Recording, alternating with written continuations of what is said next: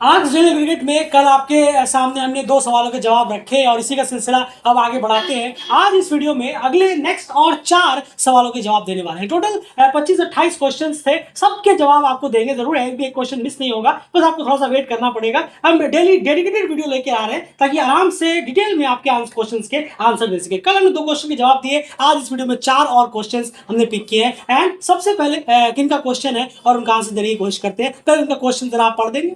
बिल्कुल, अगर हम बात करें यहाँ पर रजन ढक्कल की, जी हाँ, और रजन ढक्कल जी ने जो सवाल किया है वो ये है कि any advantage and disadvantage head coach change in Nepal cricket going to upcoming game में अगर नेपाल के कोच चेंज होते हैं तो इसके क्या एडवांटेज और डिसएडवांटेज रहे। बिल्कुल, कहीं ना कहीं इन्होंने कोई कोशिश की है कि डेफिनेटली कुछ न्यूज़ ऐसी निकल कर आई थी कि जो हेड कोच है शायद वो चेंज होने वाले हैं या फिर न्यू कोच यहाँ पर आने वाले, तो अभी हमें थोड़ा सा और वेट करना पड़ेगा तो ऑफिशियल कंफर्मेशन को लेकर। लेकिन आपने जो सवाल पूछा उसके लिए अगर हम कहें, देखिए एडवांटेज इसमें वो तो डिपेंड करता है कि किस सिचुएशन पे टीम यहाँ पर होने वाली है। डेफिनेटली क्रिकेट किसी एक टूर्नामेंट के बीच में चेंज करना तो बिल्कुल भी शायद ये सही नहीं होगा। अगर आप हमसे पूछेंगे कि टूर्नामेंट के मिड में टूर्नामेंट है cricket world cup league 2, already वो शुरू हो चुका है, 8 मैच हो चुके हैं, तो अब बीच में शुरू कर। अब वो एक चीज और है कि वो डिपेंड और उस पर भी करेगा कि किस तरह के कोच आएंगे। अगर चेंज हो रहे हैं तो हम कह रहे हैं तो किस तरह के कोच आए हैं, उनका इक्वेशन क्या बैठेगा,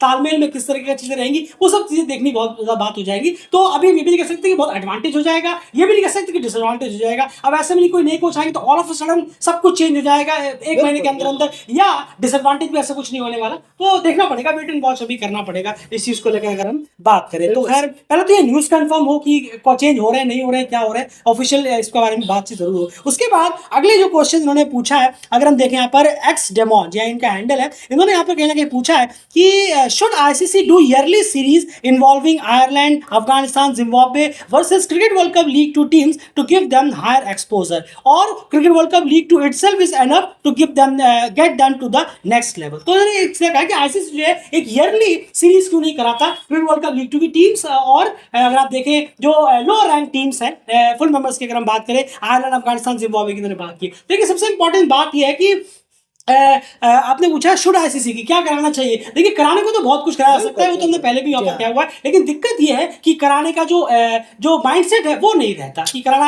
है नहीं कराना। और एक चीज और है, एक चीज और आपको सोचनी पड़ेगी कि क्या अफगानिस्तान, जिम्बाब्वे, आयरलैंड राजी होंगे इस तरह के मैचेस के लिए। सबसे इंपॉर्टेंट ये भी है, देखिए एक क्लियर सी बात है, जो जब तक एसोसिएट है वो तब तक एसोसिएट्स के बारे में बहुत सोचते हैं, लेकिन जैसे ही कोई एसोसिएट टीम फुल मेंबर बन जाती है वो वहां पर हमें दिखता है कि वो जो है खुद एसोसिएट से ही खेलना काफी कम कर देते हैं। आप अफगानिस्तान को देख लें, एक आध सीरीज जरूर मिल जाएगी आपको खेलते हुए, लेकिन जैसे जैसे वो आगे बढ़ेंगे वो इससे दरकिनार होते चले जाते हैं और नहीं खेलना चाहते। अभी कोई एसोसिएट टीम फुल मेंबर बन जाए, अब वो कितना एसोसिएट के सामने आकर खेलना चाहेगी, वो जैसे चाहेगी कि हमें और बड़ी टीमों के साथ खेलने को मिले, फुल मेंबर के साथ खेलने को मिले। तो अफगानिस्तान, आयरलैंड और जिम्बाब्वे खुद ही राजी नहीं होंगे इस तरह की सीरीज के लिए कि हम एसोसिएट के साथ इन्वॉल्व होकर एक कोई इस तरह की सीरीज खेलें। इतना आसान वो होने वाला है नहीं, क्योंकि वो भी चाहते हैं। आप आयरलैंड की जगह पर खुद को रखकर देखिए, आप चाहेंगे कि आप क्रिकेट वर्ल्ड कप लीग 2 की टीमों के साथ सीरीज खेले, या उस टाइम पर आप किसी फुल मेंबर को ट्राई करें कि उनके खिलाफ हम खेल सके, ये सोचने वाली बात है। तो ये अगर आप सिर्फ आईसीसी पे सोच रहे हैं तो आईसीसी नहीं, यहाँ बोर्ड्स भी इतनी आसानी से नहीं मानने वाले। और जो आप बायलैटरल सीरीज देखते हैं कि यूएई अफगानिस्तान के खिलाफ खेल गया, उसके पीछे बहुत मोटा पैसा खर्चा किया जाता है भाई साहब, उसकी वजह से वो सीरीज वगैरह हो पाती है। सवाल इनका है कि क्रिकेट वर्ल्ड कप लीग 2 जो फॉर्मेट है, क्या ये इतना स्ट्रांग है कि वो एक्सपोजर दे सके, टफ बना सके एसोसिएट को?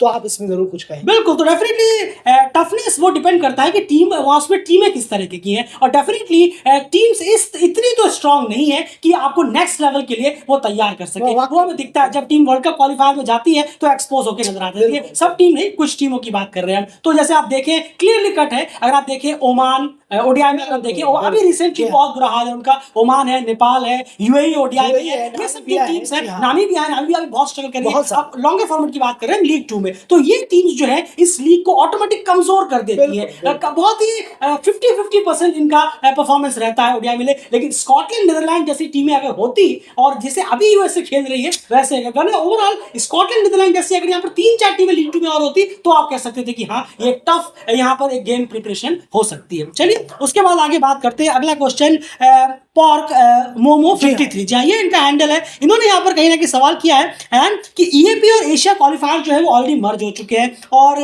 उसमें क्वालिफायर जो है मर्ज हो चुके हैं। क्या एसीसी और ईएपी को भी कहीं ना कहीं साथ में मर्ज हो जाना चाहिए ताकि इससे और ज्यादा बेनिफिट ईएपी रीजन्स को कहीं ना कहीं मिले? नहीं, जरूर। देखिए, जैसे कि एसीसी के मेंबर्स ने ये फैसला लिया है कि जापान, इंडोनेशिया और फिलीपींस जैसों को अपने साथ जोड़ा है इनवाइटी के तौर पर और मेंबर भी बनाया है। अगर हम देखें तो ये एक अच्छा है, आप इनिशिएटिव काफी अच्छा कह सकते हैं। एसीसी ऑलरेडी ये ले रहा है, ऐसा नहीं है कि एसीसी कुछ भी नहीं कर रहा या एसीसी ने फेंक दिया है, ऐसा नहीं। एसीसी खुद ईएपी को धीरे धीरे अपने अंडर लेने की कोशिश कर रहा है और इससे ईएपी का ही फायदा है। उनके मैचेस बढ़ रहे हैं। बिल्कुल सही कहा आपने, उनके मैचेस बढ़ेंगे और तैयारियां बढ़ेंगी, माफ कीजिएगा, और एक्सपोजर जी हाँ, जी और ज्यादा मिलेगा। तो इसमें जरूर फायदा है ईएपी के क्रिकेटिंग नेशंस को भी, और एसीसी ये अच्छे फैसले ले रहा है। धीरे धीरे उन्हें अपने साथ जोड़ने की जो पहल है एसीसी की, वो हमें दिख रही है। बिल्कुल सही कहा, और अनऑफिशियली सही, लेकिन एक साथ जुड़ी गए हैं आप समझिए, क्योंकि क्वालिफायर्स वगैरह में 2-3 टीमें यहाँ पर आ गई हैं। माफ कीजिएगा, एसीसी के जो इवेंट्स होते हैं उनको भी खेलते हुए लगे हुए हैं। तो डेफिनेटली क्या पता आगे जाकर ऑफिशियली ही मर्ज हो जाए, लेकिन अभी के लिए चीजें ऐसा नहीं कि एसीसी में नहीं है। एसीसी इन्वाइटीज के तौर पर और लगातार एसीसी मेंबर्स के तौर पर भी जोड़ते हुए नजर आ रहे हैं ईएपी के मेंबर्स की, जहां तक बात करें तो। खैर, उसके बाद अगर आप चौथे इस वीडियो के लास्ट क्वेश्चन की तरफ बढ़े, इस वीडियो के लास्ट अभी आगे आपके सामने और वीडियोस के थ्रू क्वेश्चन आंसर्स प्रेजेंट करेंगे। तो उसके बाद अगर हम बात करें, जो हैंडल है इनका क्वेश्चन कहीं ना कहीं ये है कि कंसिस्टेंट परफॉर्मेंस जो है नेपाल बैट्समैन की आखिर जो है वो किस तरह से बेटर हो सकती है परफॉर्मेंस। कैन ऐसे क्या चीजें करे कि जो परफॉर्मेंस है बैट्समैनों की वो कंसिस्टेंट आगे, कंसिस्टेंसी हमें देखने को नहीं मिलती, और जो पेस बॉलिंग अटैक है उसको लेकर नेपाल जो है वो खोज क्या है, वो सक्सेसफुल क्यों नहीं हो पाती। देखिए, सबसे इंपॉर्टेंट बात है कि ये चीजें करने चाहेंगे तो कहीं ना कहीं होगी, ये सबसे इंपॉर्टेंट चीज है। करने चाहेंगे, अब आप सोचिए कि आप कह रहे हैं कि करने के लिए क्या किया जाए, तो आपको कैसे पता कि उनका इंटेंट है कि वो करना चाह भी रहे हैं? बिल्कुल, क्योंकि चीजें देखकर तो लग नहीं रहा। जैसे पीएम कप होता है या जिस तरह से ऑर्गेनाइज होता है, जिस तरह से क्लासिफिकेशन प्लेयर्स के होते हैं, और रेड बॉल टूर्नामेंट भी आप सोचिए, रेड बॉल टूर्नामेंट हुआ, उसमें कई सारे यंग प्लेयर्स और सीनियर प्लेयर्स थे ही नहीं। क्यों? क्योंकि वो पीएम कप की उन 4 टीमों में थे जो ऑलरेडी कहीं ना कहीं बाहर हो चुकी है। तो ये रेड बॉल ट्रॉफी बड़ा अजीब सा हुआ, अटपटा सा हुआ कि इसमें सारे प्लेयर्स पार्टिसिपेट ही नहीं कर पाए। मैक्सिमम ऑफ प्लेयर्स, सारे प्लेयर्स नहीं खेल सकते, मैक्सिमम ऑफ प्लेयर्स, तो बहुत सारे फ्लॉज है। ये समझने वाली बात है कि क्या वो सीरियस है भी जो आप कह रहे हैं कि कुछ इनिशिएटिव, क्या इनिशिएटिव ले, को लेना भी चाहते हैं कि नहीं, ये भी तो बहुत इंपॉर्टेंट है ना। पहले तो इंटेंट होना चाहिए कि कंसिस्टेंसी कैसे हमें बढ़ाई जाए, क्या बेटर किया जाए। जैसे आप देखिए, अभी रिसेंटली जो बैटिंग क्लिनिक वगैरह खोला गया है, टाइम स्पेंड करने का एक बहुत अच्छा तरीका है। कुछ भी फायदा नहीं होने वाला इससे भी, जैसे हमने आपको पहले भी कहा था, ये बस आए हैं टिप्स दे रहे हैं। बताइए, सीनियर टीम का हाल बयाल है, बल्कि उसको बैटिंग क्लिनिक और दुनिया भर की चीजें चाहिए, तो यंगस्टर्स की तो बात ही आप छोड़ दीजिए। तो ये सबसे इंपॉर्टेंट चीज होती है, इंटेंट पहले वो आए, और उसके बाद जहां तक आपने बात की, अभी हमने कहा था जेट ट्रॉफी में, आपको याद होगा कि बल्लेबाज रेड बॉल टूर्नामेंट को टी10 फॉर्मेट खेलकर मजाक उड़ा के रख दिया। तो आप सोचिए कंसिस्टेंसी कैसे आएगी। उन्हें खुद के अंदर वो होना चाहिए ना। जब तक बल्लेबाज जो है वो नहीं सोचेगा कि मुझे चेंज करना है, मुझे पिच पर रुकना है, तो फिर कितने भी कोच लगा लीजिए, कितना भी आप उनके मैच आप कंटिन्यू करिए। नहीं, बिल्कुल सही कहा है आपने, आपका पॉइंट बहुत सही है कि खेलना आखिर प्लेयरों को है। कोच या कैन के मेंबर्स वो वहां आके नहीं खेलेंगे, खेलना प्लेयरों को खुद जाकर है। तो डिसिप्लिन किसे पैदा करना है? अपने अंदर पैशन, थोड़ा खेलने का जज्बा दिखाने का, वो किसे पैदा करना है? और थोड़ा सा टेम्परामेंट, इंटेंट, ये सब किसे चाहिए? कोई बोर्ड मेंबर तो आके ये नहीं करेंगे, ये प्लेयरों को खुद लाना होगा, खुद से अंदर से पैदा करना होगा। और खासकर सबसे इंपॉर्टेंट होता है डिसिप्लिन। और डिसिप्लिन अगर आप ये ला पाए तभी आप इंप्रूवमेंट आ सकती है। और आप कितने देख लीजिए, कोई बड़े प्लेयर रहे हैं पहले, तो वो प्लेयर रहे हैं, कोच ने सिखाया तो उन्होंने लिया, सीखा, खुद किया, तब जाकर वो, अगर वो सीखते ही नहीं, अगर वो करते ही नहीं, तो क्या आप उन्हें देख पाते? बस इसका एक बहुत अच्छा एग्जांपल है। आप जो नेपाल की बैटिंग लाइनअप पे तो बहुत सारे एग्जांपल है जो आप कह ही रहे हैं कि कंसिस्टेंट नहीं है, लेकिन इसका एक एग्जांपल रिसेंटली में अगर आप देखेंगे कि अगर आपके गेम में, आपके क्रिकेट में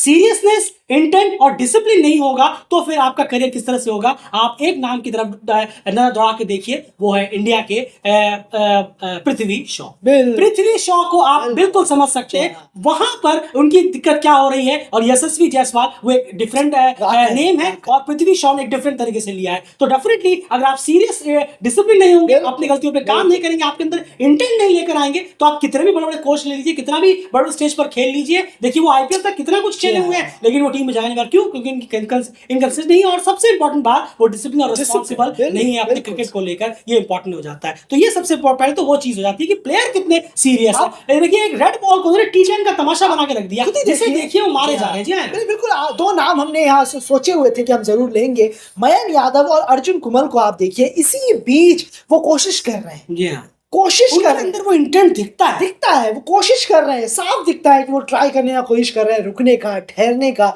फिर रन बनाने का। तो ये कोशिश हमें और बल्लेबाजों में नहीं दिखाई दे रही है। आ रहे हैं शॉट खेल, आप गुलशन झा को देखें, आप आउट होने के तरीके देखें, कुशल मल्ला हो, जितने भी लाइनअप में प्लेयर हो, आरिफ शेख भी हो, जी हाँ, भीम शार्की को आप देखें कि किस तरीके से आउट हो रहे हैं, बशीर अहमद हो, जो भी इस टूर्नामेंट में खेले हैं, बिल्कुल आउट होने के तरीके आप देखेंगे तो आपको खुद समझ में आएगा कि हाँ किनमें इंटेंट दिख रहा है। अब मयंक यादव और अर्जुन कुमल को देखें, माफ कीजिएगा मैं अर्जुन साउथ, जी हाँ मैं अर्जुन कुमल बार बार कह रहा था, अर्जुन साउथ, जी हाँ सॉरी, अर्जुन साउथ। उन्होंने भी पिच पे रुकने के लिए इंटेंट दिखाया। बिल्कुल सॉरी, मैंने नाम लिया। अर्जुन साउथ और मयंक यादव, ये दो जने जो इंटेंट कर रहे हैं, कोशिश कर रहे हैं। लेकिन आप वहीं पर अगर आप नेशनल प्लेयर के और प्लेयरों को देखेंगे तब आप साफ डिफरेंस समझ पाए। बिल्कुल, तो ये सबसे इंपॉर्टेंट चीज यहाँ पर हो जाती है कि कम से कम इंटेंट को प्लेयर तो दिखाए कि नहीं मुझे हर चीज ग्राउंड पे, तभी उसकी शुरुआत होगी। अब ये नहीं कह रहे कि मैंने अर्जुन साथ रेडी हो गए, नहीं, कम से कम इंटेंट तो दिखा रहे हैं कि पिच पे रुकना है, बस ये बहुत आना है, हवाई फायर करना है, मुझे हीरो बनकर डगआउट की तरफ जाना है। वो हीरो वाली चीज कहीं ना कहीं आती है। तो ये चीज आपको ठीक करनी पड़ेगी। जो आपने कहा कैसे ठीक होगी, ये चीज प्लेयर को खुद समझना पड़ेगा कि मुझे इंटेंट लेना है, मुझे पिच पर रुकना है,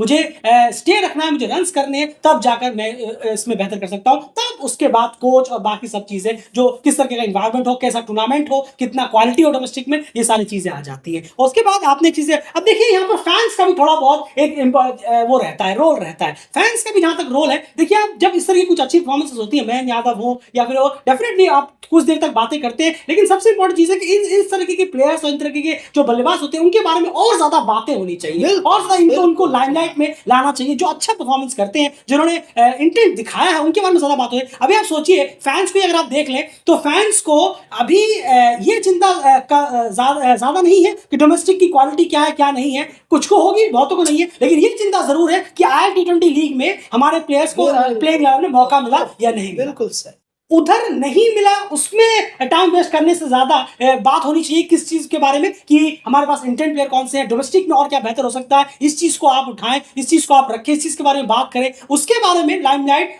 10 में से 1 लोग देते हैं और बाकी सब 9 के 9 जने जो है वो उस तरफ कहीं ना कहीं लगे पड़े। तो ये सोचने वाली बात है कि फैंस को भी सोचना पड़ेगा कि हमें किस चीज को, किस जगह पर अपना इंटरेस्ट ज्यादा दिखाना, किस प्लेयर्स के बारे में ज्यादा बात करनी है, किस कॉन्टेस्ट के बारे में ज्यादा बात करनी है। तो जाकर कहीं ना कहीं कैन की जो कान में वो चीजें पड़ेंगी और फिर शायद वो इंप्रूवमेंट के तौर पर इस चीजों को देखें। क्योंकि कंसिस्टेंसी की जहां तक आपने पेस बॉलिंग की बात की, यहाँ पर पेस बॉलर्स का, तो देखिए फिर से हम वही कहेंगे, फिर वही कंसिस्टेंसी बात हो गई। अब देखिए अभी हमने बताया था आपको जेट ट्रॉफी में, जेट ट्रॉफी हुई, स्पिनर्स और स्पिनर्स कंटिन्यूसली स्पिनर, यहां तक कोई पेसर्स को ओवर मिले लेकिन इतने ओवर ही नहीं दिए गए।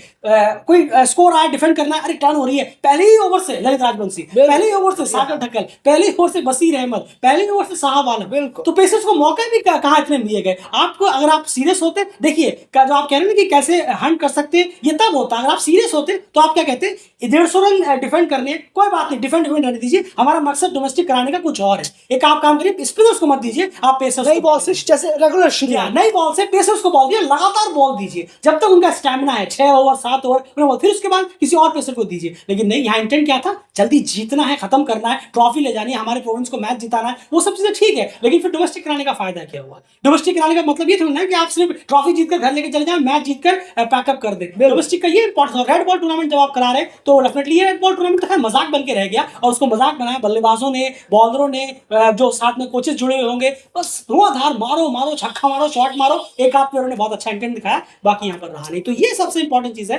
कंसिस्टेंसी के मामले में। जहां तक कंसिस्टेंसी की बात है, प्लेयर को खुद के अंदर फोकस करनी पड़ेगी कि इंटेंट उनको कितना है, उनको कितना इंटरेस्ट है लॉन्गर फॉर्मेट खेलने का, और कितना देर तक वो रहना चाहते हैं, ये इंपॉर्टेंट हो जाएगा। और पेस बॉलरों को मौका देना पड़ेगा, खूब मैचेस देने पड़ेंगे। और मैचेस का मतलब ये नहीं कि सिर्फ प्लेइंग इलेवन में ले लेना, उनको ओवर्स भी देने पड़ेंगे। यानी क्या करेंगे आप? नहीं, पेस बॉलिंग के लिए तो बहुत काम लगता है। आप बहुत काम लगेगा। पेस बॉलिंग एक अलग चीज है, वो हर कंडीशन में कैसे कराएं, क्या कराएं, उनका स्टैमिना क्या हो, वो किस तरीके से अपनी तैयारी करें, उसके लिए तो आपको बॉलिंग कोच एक अच्छे चाहिए जो एकदम उनके साथ लगे रहे हर वक्त। जैसे कि बैटिंग क्लिनिक अभी जो शुरू हुआ, ये बॉलिंग क्लिनिक हो और उसमें सारे बॉलर आए और उसमें एक बड़े कोच आए हो, कोई बॉलिंग के अच्छे बॉलिंग कोच, और 1 महीना टाइम बिताए। ये 5 दिन 6 दिन से कभी कुछ नहीं होता, थोड़ा सा लंबा वक्त बिताएं और तब वो ड्रिल्स कराएं, प्रैक्टिस ड्रिल्स कराएं, बताएं। और फिर टूर्नामेंट भी ऐसा हो जहां पर परखे, चाचे, मैचेस भी बहुत जरूरी है। मैचेस भी बहुत जरूरी है, लेकिन पेस बॉलर का जो एक तराशने का और ढूंढने का और एक बेहतर बनाने का जो एक कॉन्सेप्ट है, रास्ता है, वो बहुत डिफरेंट हो जाता है एक बैट्समैन से। पूरा 2 डिफरेंट जो है वो रास्ते।